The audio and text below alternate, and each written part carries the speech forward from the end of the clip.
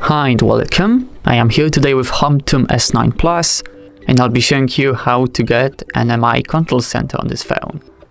First we have to go to the Google Play Store and from there we have to look for MI control center and it pops up right here. Its full name is MI control center, notifications and quick actions. Simply install it and wait for a bit.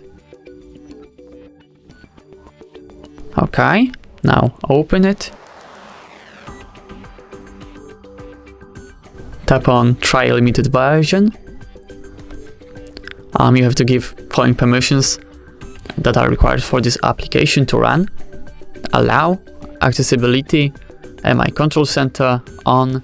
Okay, let's go back. Notifications, MI control center, allow. Now it all should be working. Okay. And now let's leave the application for now.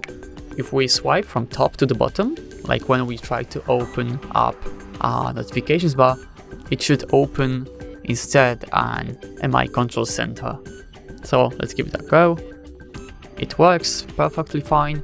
As you can see, we get this neat looking control center from MI phones. So that's great, and that's actually everything for this video. Thank you so much for watching. Please leave a like on this video and subscribe to our YouTube channel. Goodbye.